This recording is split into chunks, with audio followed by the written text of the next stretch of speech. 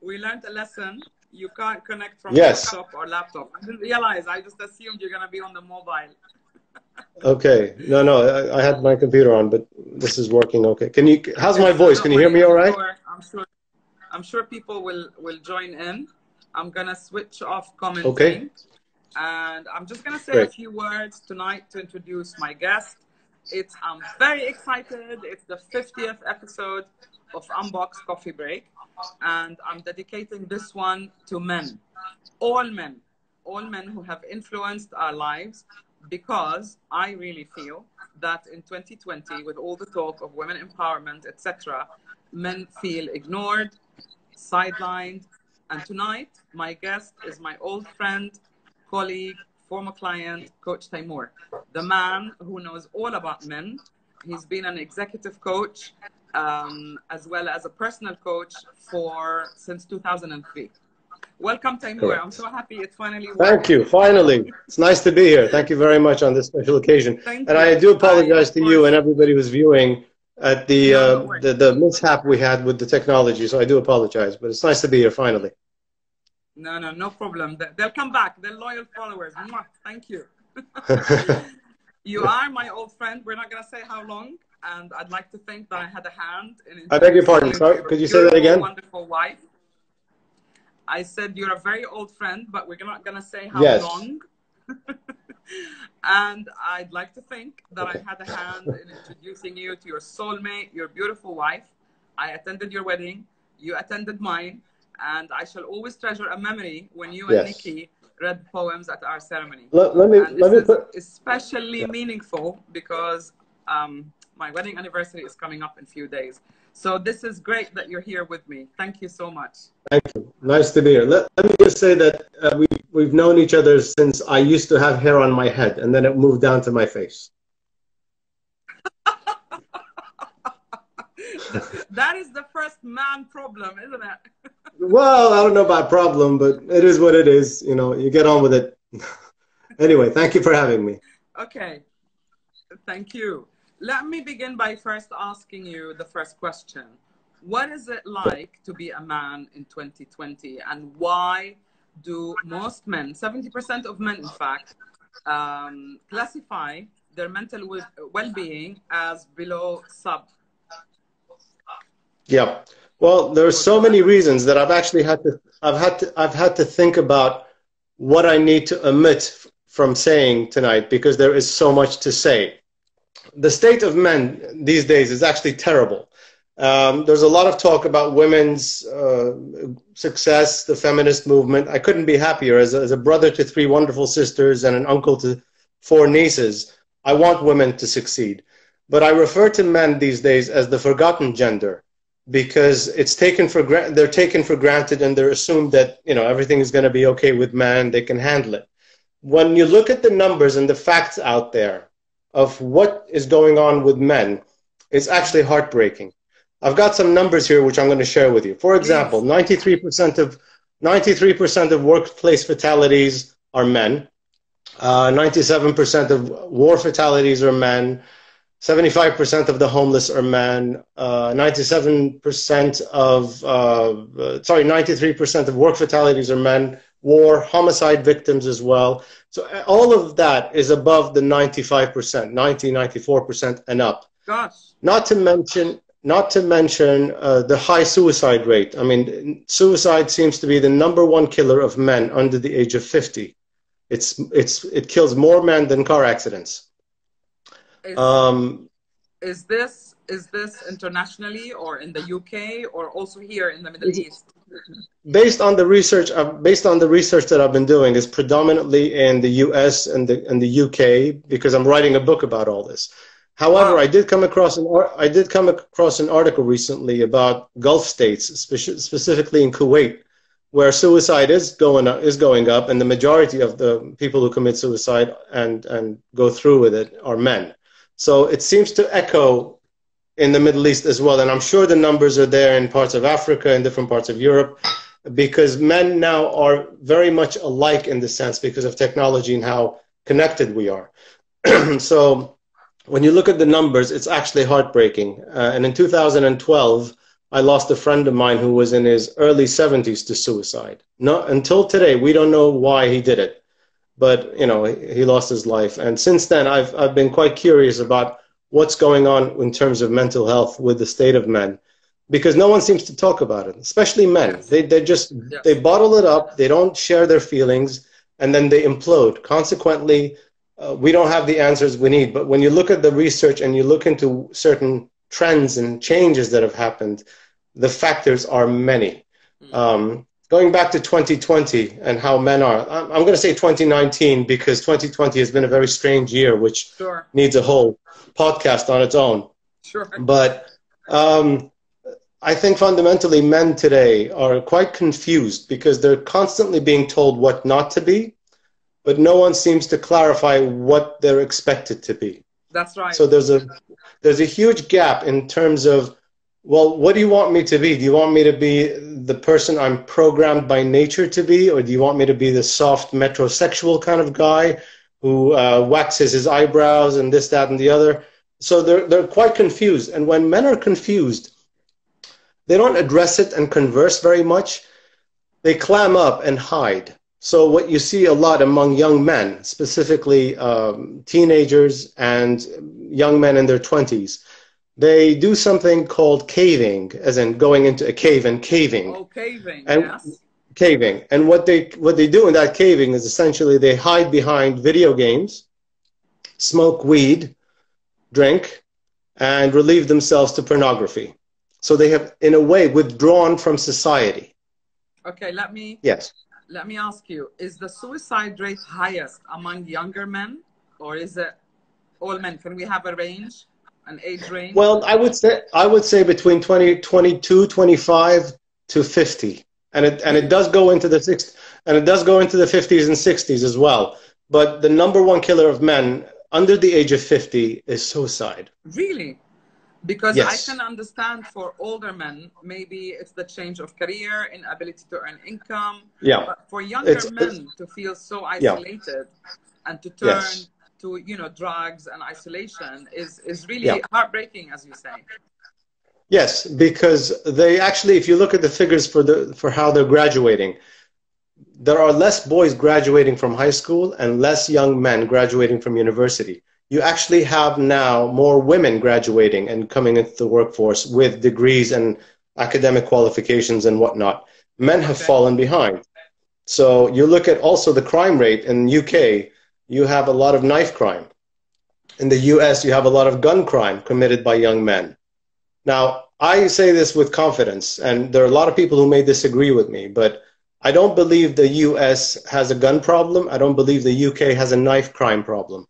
I think both countries have a boy crisis because there is a huge increase the last 20 to 30 years in the number of fatherless young men who have been raised by single mothers. Consequently, they don't know how to be a man. They're confused about how to be a man. So they want some kind of validation. What do? They hide, they cave, they get into drugs, or they join a violent gang. You see, you have to realize a woman is very capable. I beg your pardon. Sorry, go ahead. Is this your own view that because of an absence of a father role model, they don't have anyone to look up to or to form their personalities around?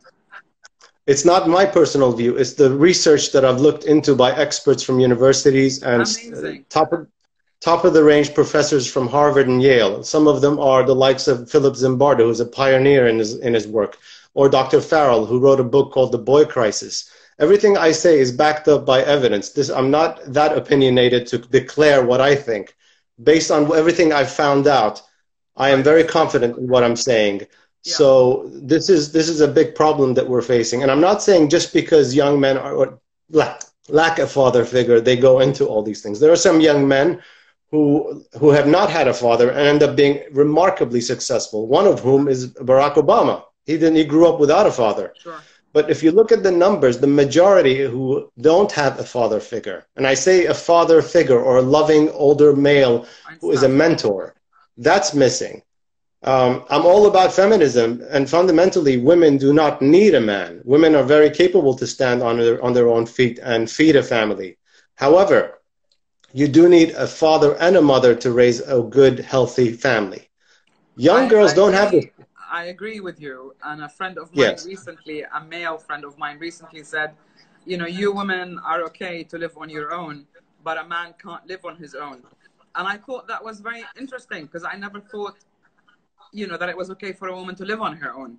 But I Yeah. wanted to ask you, is it, if the problem is that they have been raised by a single parent who is a woman, the Yeah. research, does it go into why this woman is single? Does it go into why does the man leave the marriage or leave the No, child I or mean, anything like that? that's a very good question, but for the sake of the time we have together, I'd rather avoid that tangent because Okay. it's such a broad area to talk about, Okay. and quite challenging, to be honest, because there's so many factors one can look at. Okay. However, I would like to focus a little bit about what's going on in society that is Okay. also contributing Please to do. men withdrawing from the world. Okay. There are many components that are going on, and they seem to be working together simultaneously, unfortunately. One is the mindset, and second is biology. Okay. There have been a lot of links with drug use and propensity to commit suicide. So that's one. So you have to look at the biochemistry of the brain in terms of the hormone level, the neurotransmitters, et cetera, et cetera. You also have to look at nutrition, gut health, vitamins, minerals, et cetera, et cetera. However, you have to also bear in mind that men, as a gender, they're not very comfortable sharing opinions and personal feelings comfortably and open up too much. So, for example, if you Yes. compare the two genders, a woman, generally speaking, and I'm saying this generally, she seems to have a far better network of friends and family for Yeah. support, The such as support. Yeah. sister, mothers, grandmothers, neighbors, colleagues at work. She opens up, she talks, she cries, she feels better. Men historically invest in one, maybe two people emotionally, and when that relationship deteriorates, they don't have anyone else to open up their hearts to, so they implode and they withdraw and they go into clinical depression, or what I call high functioning depression.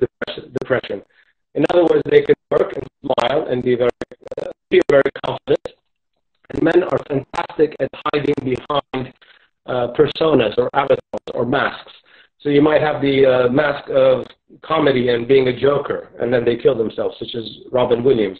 You might have the mask of confidence and self-assurance, such as Anthony Bourdain, who also killed himself. You might have someone who is in the limelight and is such a pioneer in what he does, like Alexander McQueen, and he kills himself as well. And the list goes on. Legislation is also much harder on men when they go through a divorce. Women have far more rights. Men have limited visitation rights. They have to support financially. So it's almost rigged against men. Also, like I said, lack of positive male role models, which doesn't help. And it's not necessarily a father. It could be an uncle, a neighbor, a teacher, a mentor of some kind who takes the young boy under his wing and teaches him how to be a man. Because a mom is most capable in churning out fantastic daughters who are confident. Sure. But when it comes to boys, a boy needs a man to become a man. This is not my opinion. This is fact. No, it The makes other sense thing I'd like, because yeah, it makes sense because it's probably easier for a man to share with a man. yes, I want because to ask go you, ahead, if I please. may, in your career, did you notice that more men are asking for help, coming for a coach or a mentor, or is it still a taboo to go and talk to someone about it? Okay, that's a good point because it's increasing now. There are more men who are addressing themselves and sort of acknowledging the self-care aspect of life, which is Good. terrific, and the younger generation seem to be more open to that. Okay. But you have to understand that the psychology of a man is very different to a woman. A man is not designed to, men are not good at human being, they're good at human doing. Yes. They'd rather go out and do. Men are designed and hardwired historically to go and hunt together as a tribe, to bring home the animal and feed the tribe, to go out and fight wars, to protect the women and children. So that as long as a man is doing and he's out there being productive, being the hero, being the servant to serve his community and his family or whatever gives his life meaning, then his life is fulfilled. But that's missing these days, unfortunately. You also look at something else. I beg your pardon. Go ahead. But don't men hang out with other men and then they talk about stuff, or don't they? Not necessarily. They hang out and talk about sports. They talk about lifting weights. They talk about fishing. But it's not about talking that they enjoy. It's sometimes just being together and validating one another. So if I'm a young boy and I'm 16 years old and my father takes me fishing and I've never fished before, and I catch a small fish and he looks at me, he's like, well done, that's a great fish. You know, you're going to be a great fisherman. My heart glows because I'm getting approval and validation from someone senior. And men do that together. Men do that together because they do have a negative banter with one. They tease each other, but it's all designed to build themselves up. And men help each other when it comes to things like that. However, you look at life in 2020 compared to 1945 or 1935. Men are living separate lives. Men are not involved in community as much as they used to. They're hiding behind technology. They've become virtual as opposed to real because of the lifestyle that we have. Consequently, there's a lot of loneliness that's going on. Even there's a chap called Professor John Cacioppo of University of Chicago who said we live in the most lonely time of humanity that's ever been. And men are having it that way too, because men are used to being together. There's something else I want to mention, which I think the viewers might benefit from knowing as well. And that is that there seems to be a culture war and some kind of crusade against men in pop culture. Men are ridiculed in advertising to be stupid and thick. In sitcoms and movies, they're made to look like a buffoon, and the heroine of the show ends up being a woman. There's a variety of different things I can share with you. For example, the Labour politician in the New Zealand Parliament stood up a few years ago and said, "I am sorry for being a man," because he was made to feel guilty already for just being a man. You look at advertising such as T-Mobile in, I think it was 2015, there was an ad during Super Bowl Sunday in America where a woman is giving birth in the hospital and the doctor who's delivering the baby is a woman. So the baby comes out and the doctor looks at the woman and says, "I'm sorry, it's a boy." And there's so much more advertising and so much more. That should have been stopped. I would have really stopped that. Should have, would have, could have. Advertising in England. I understand, but there seems to be a demonization of men in society as though they are bad because there's some kind of patriarchy, etc., which I'm not really going to get into because then it gets into political. So I'm empathizing with a young man who comes into the world and all of a sudden he's made to feel guilty for being a man. He's made to look stupid and ridiculed by society. So he withdraws because he's not the type. Men are not going to sit and fight and argue and debate. They just hide because it's too complicated and it's too painful. They'd rather go and play Grand Theft Auto at home or some violent video game because they need to let out all that aggression, which is part of their nature. Men are more aggressive. They're more, they take more risks, and they're designed that way so they can be the protectors. So this is all evolutionary psychology as well. There's so much we could talk about. So you've got all that going on. Plus, one last thing I want to mention before you can ask a question is that as men grow older, between the ages of 20 and 45, a lot of changes take place in a man's life. So things such as heartbreak, divorce, loss, death of a parent, death of a child, death of a spouse, betrayal, failures, redundancy, being fired from work, social circles shrink as well. Emotional investment sometimes in that one person goes away and they're very much alone. So because of all the drastic changes, a lot of young men also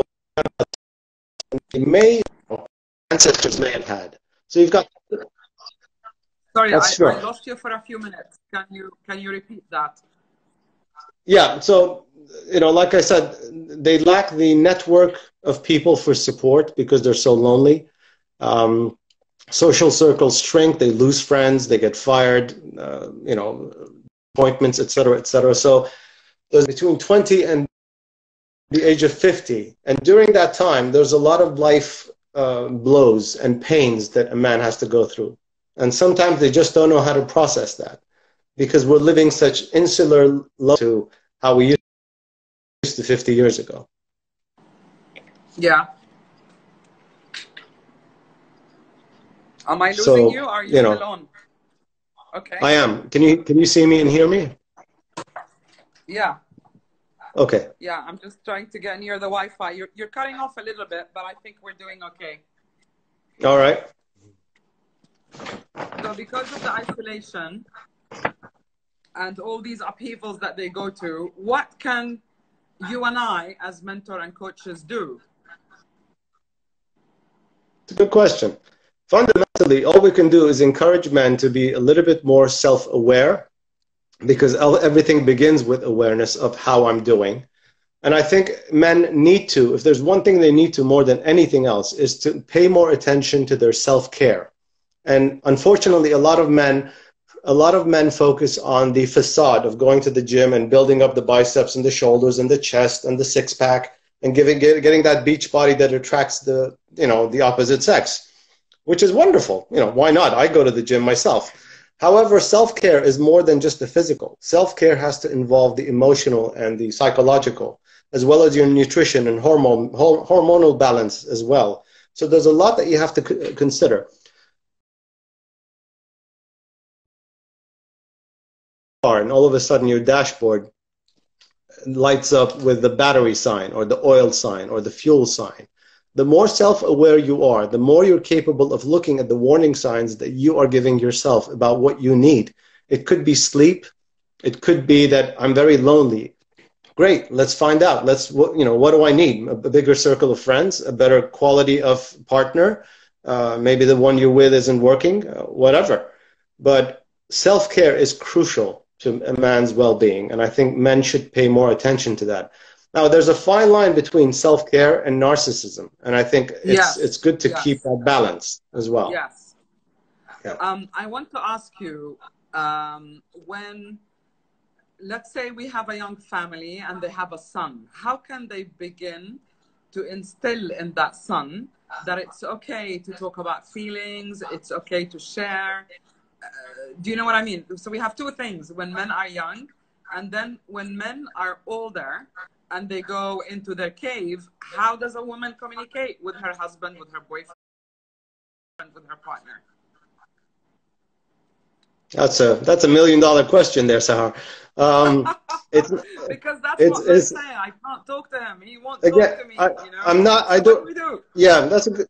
Yeah, it's not easy because I as much as one can generalize, every relationship is so different because the nature of the relationship between each couple might vary.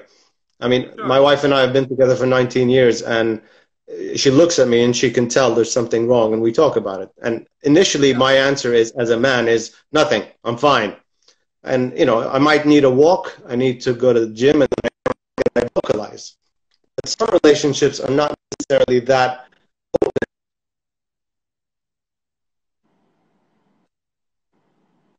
Okay, I'm losing you. Yeah. Because Okay. you know what I see? I see that women take over, or are expected to take over, raising the children. And I see men loving their work and their careers, and they hardly spend any time with children. I'm not blaming anyone. I'm just saying these are the roles that society's placed on us. And as such, the boy does grow up, even in a mother-father family, without really having a role model. And because we're also separate now, uncles don't interfere or male friends don't interfere. So there's no one for that young boy to talk about. And I often tell the women, most of my clients, or let me say 60% of my clients are women.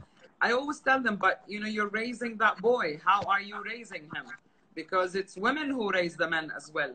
So we do need, I think, both a male role model and a female role model And I need the women, if you will, to kind of understand that men go into the cave. I didn't know that was a man thing. I mean, physiologically, as you said, and psychologically. But what is your advice to a man who feels all that you have described? Where do you begin? Could you repeat that question, please? You just got cut off. Could you repeat that last question? Sure. Where do you begin when you get a man who feels deeply isolated, depressed, low, and has no one? How do you begin to bring him back from his cave? Do you have any tips for us women? Well, the most important tip is to associate. I mean, before we answer this question, I mean, I don't know how much time we have together, but there is something fundamental we have to address there, and that is based on the research of a guy called Professor Michael Herzfeld, who taught at Harvard University, and there was another guy called Jack Donovan, who wrote a book called The Way of Men. Both of them emphasize the following. There is a fundamental difference between being a good man and being good at being a man. Think about that for a minute. It's very, very complex. And being good at being most a man. Men.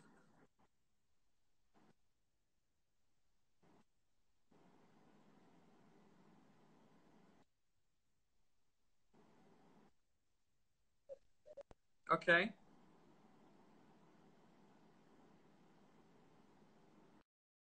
I'm losing.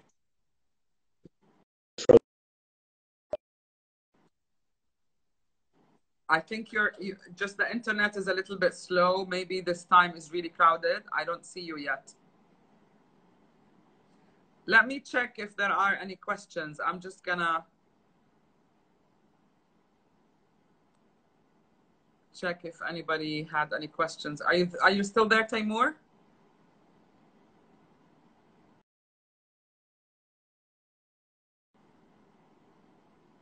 Okay, let me ask you to come back in.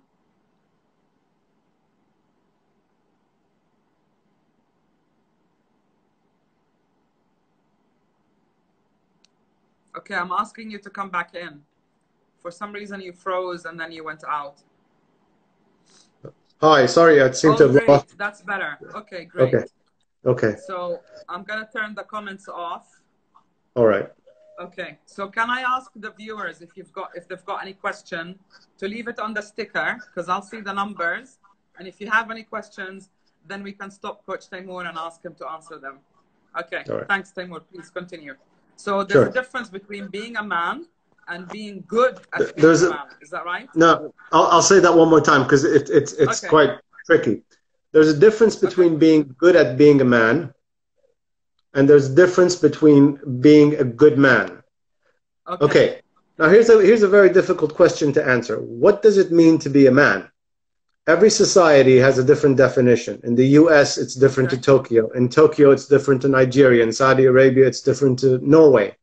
You can't really define that very easily. However, there are certain common denominators that every man on the planet considers a virtue. And they are responsibility, strength, to not necessarily, and I don't mean physical strength, but strength of spirit in the sense of willpower and being a strong character. Strength of character, yes. Yeah. Thirdly is courage. Courage is essentially your strength manifest in kinetic form. And competence, being competent in something, being a master at doing something, whether you're an engineer or an electrician or a teacher. As long as you're good at and you're competent in doing that, then that's also a very valuable virtue among men. Because men really want each other's validation more than women. And finally, reputation. Men really care about their reputation. That's why as soon as they lose their job, it's almost like they've lost their sense of honor and identity. If they lose a battle, they come back as losers and they've lost face. And even their testosterone levels drop. So there's a biochemical reaction as well. So there's so much. These 5 components create the virtues of manhood among men on the planet. So, and these are not necessarily moral or immoral. They are amoral. So it's got nothing to do with morality. You could have a drug dealer like Tony Yeah. like Tony Montana and Scarface, who all men love. So men respect and admire these qualities, regardless whether that man who's good at being a man is a good man or an evil man. So that's fundamental that we have to know. You can only be a good man after you are being good at being a man. But unfortunately, the modern man. That's really interesting. Yeah. Unfortunately, the modern man feels that they lack the manhood components that they ought to have, and they focus more on being a good man. That when you focus on just being a good man, you end up being placid, flaccid, compliant, and you end up being a very well-behaved slave who does what he's told. And that's when they deep down feel they're not good enough and they withdraw. They don't become good partners, they don't become good employees, and consequently they almost lose their mojo. I met a lady a while ago, and she was your classic horrible woman who emasculated her husband into a very small man. She was bossing him around. The only problem is when you emasculate your husband because you want to be the powerful person at home, that man's character gets almost out of balance and shrunk. So at work, he actually was demoted to a position with a smaller salary. So she actually ended up biting herself in the backside by that, because when a woman strengthens a man, when a woman encourages a man to be the best he can be, all parties benefit, all society benefits. So it's win-win for everybody. When a man is at his optimum, he is the best father, the best husband, the most reliable boyfriend you could have, someone you can trust and trust with your life. When men are weak, that's when they're dangerous. Can I just say, from my personal view, I don't see men as men and I don't see women as women. I see them as people. And I think it is absolutely hurtful and very wrong to demean any human being, whether it's your husband or your son or your wife or whatever it is. And this is my objective tonight, to build that bridge so that we stop, to begin with, we see them as people, not as the other enemy that we have to compete with or diss or prove something against, because I never felt that. Yeah. We are people, and I like that. We need to get how can we, Taymour, how can we as women, I'm speaking on behalf of all women tonight, how can we support you, men, at becoming better at being a man? Okay, that's a good question. You just reminded me of a famous quote by Sigmund Freud, and he said, a woman should not weaken a man, a woman should strengthen a man. Nice. As soon as you weaken a man, it's lose-lose for everybody. But if you strengthen your man, I absolutely agree. And I don't, it's not about emasculating a man. A man's masculinity is his strength. And there's a lot of talk in advertising and pop culture that talks about toxic masculinity. And pardon my French, I think it's utter nonsense and bullshit. I think masculinity is what's missing among men, because when a man is masculine, he has a dignified confidence in his beliefs and his ability and his identity. And he becomes the type of man you can rely on for protection, for support, for love, for unconditional love. And I think that's what's missing from a lot of young boys, because they haven't had that father figure who has taught them healthy masculinity that can help them navigate and negotiate life, which hits you the hardest. The hardest opponent is life, and it's brutal when it hits you. And it hits you so hard that you get flattened on the floor, and you have to get back up. And you need that emotional support and strength and resilience to get back up. And I think that's, the famous saying behind every successful man is a woman. I couldn't agree more, because a woman's role is so powerful. She is so much more powerful than she gives herself credit for, that she can make or break a man. Yes. And I think it's necessary to acknowledge that femininity is a woman's the same.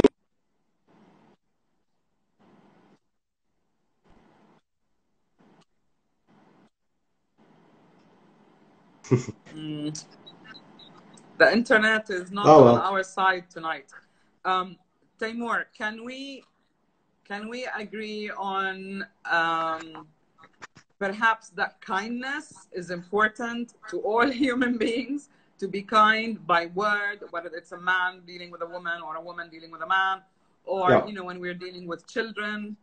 I think if we are good at being human beings, then we will be better at being a woman that supports a man, or a man at being a man, or at just being human beings. I mean, don't you think it just boils down to really investing in our children or the next generation to teach them how to become better human beings? I'm going to say something quite controversial. I have been in the self-help industry since 2003. My problem with self-help industry, and I'm saying this with great confidence, is that it has placed so much attention and focus on self-esteem and happiness and joy, and it hasn't focused enough on giving your life meaning and purpose. The moment your life has meaning, Totally agree, which is what Unbox is about. Absolutely. I'm the so glad moment to hear you say that. the moment you focus on meaning, you are willing to put up with life's difficulties. But as soon as you are focused on pleasure and fun and still being a child, you'll always end up disappointed. Yeah, that doesn't the work. wrong values in life, you know, like Absolutely. especially men, they identify themselves, you know, according to their, you know, hierarchy in the corporate world. All of that kind of went really wrong the last 20 years. Yeah, but I mean, meaning can be something. I mean, as Jordan Peterson says, you find meaning in responsibility. Whatever you take responsibility for, whether it's a dog or a child or a company or a business, responsibility gives your life. And then it's worth to fight the good fight for what gives your life meaning. But if you're a pleasure seeker, you're just an adolescent who's out to have fun. From my point of view, it's more about accountability. So I see responsibility also as accountability. You know, I'm not against pleasure. You need pleasure because it helps you to do the things that you need to do. Yeah. But I think anything in extreme will tip the balance. I agree. And unfortunately, there is a lot of freedom in today's world. And freedom is a wonderful thing to have. But there's a lot of focus on freedom and what are my rights and what am I entitled to, as opposed to what I'm responsible for. Yes. And as soon as you have freedom without responsibility, you have chaos and not order. Yeah. Or let me say freedom without boundaries, because if you don't know what your boundaries are, you're bound to step on other people's toes, whether they're men or women. Yeah, but those boundaries are dictated by responsibility, that you know where your boundaries are. So you need to have both in tandem. But when you only focus on what you're entitled to and what you are free to do, it malfunctions. It just doesn't work. Yeah. Life is hard. Life is brutal. You need to realize that you need to strengthen your resilience to cope. And what gives you that, what motivates you, is meaning. I am going to put the comments on just to check, because I haven't received any questions on the sticker. Yeah, you can have. Sure. What are you having? You're having water, Taymour? I'm having water, yes. I can't have coffee after 4 o'clock. Otherwise, I can't sleep. Yeah. Some people are really sensitive to coffee. Okay. Oh, the thing is not scrolling. Oh, it's scrolling now. Okay. Did anyone, guys, leave a message for Coach Taymour? It's not working, my thing. What I would like to do is have you on another time, Taymour, if I may, and maybe we'll choose it a little bit earlier, because right now it's about 8:40 in Dubai, and this is a good time to have the internet overloaded. So maybe if we go a little bit earlier, if you're free, I can do Wednesdays, Mondays, and maybe we can have another talk when I can hear and see you better. Would that be okay? Yeah, I'm sure we can arrange something in the coming weeks. Just to follow up on what we said, because I'm losing your image and the voice is getting stuck. I don't know if you can see and hear me well. What you're saying is so valuable that I would really love to have you come again on Unbox when we can tackle more issues. And what I'm going to do is I'm going to get the men to ask these questions so that when you come on next time, we really have a bit of more interaction. Taymour, I'd like to thank you so much for tonight. You made the 50th episode of Unbox, and it's so lovely to have you, and I really appreciate your time. Thank you so much. Thank you for having me. It's been a pleasure. Oh, wait a minute, we've got one question, and please let the Sure. viewers know, how can they reach you if they want to reach you? I'm on all social media. If you could just type in Coach Taymour, I'm there. And you can also email me or even call me, or we could even do a WhatsApp or a Skype message or Zoom. Because of how things have been the past few months, I have a lot of Zoom clients, and we have great sessions, and we do amazing Excellent. transformation in a very short span of time. But you needn't suffer.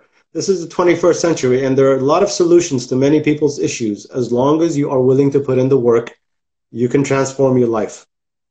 Okay, this is a question from a viewer. Patriarchy just doesn't work anymore. That's the problem. I don't think we're saying that. I don't think we're not saying that patriarchy works. We're just saying we need more input and understanding from both men and women. I'm trying to close this comment and it's not closing. Okay. So we definitely got stuck here. Okay. So excuse me, Taymour, I'm trying to get rid of this comment, but it's not going. Sure. Did you see That's it? all right. Does it come up on your screen? No, it doesn't come up. And there are a lot of people with that sort of question, and I just ignore them. It's fine. Because that's not what we're about tonight. That's not what we're saying, right? Yeah. It's forget it. I mean. Yeah. All right. So I'm gonna because I can't see you and I can't hear you. I hear you very well. So do you mind if we stop for tonight and we will arrange another time, maybe at a different time, so that the internet is not crowded? Thank you again, Taymour. I really enjoyed this, and I will pass any comments and questions to you. Oh, stuck again. All right, guys, leave a comment. Let me know. I'll post this as soon as possible, and send your questions in. And I'm sorry about the internet. I can't control the internet. And maybe we'll have this another time. Take care. Stay well. Bye, Taymour. Bye-bye. Leave me a comment, guys. Let me know what is your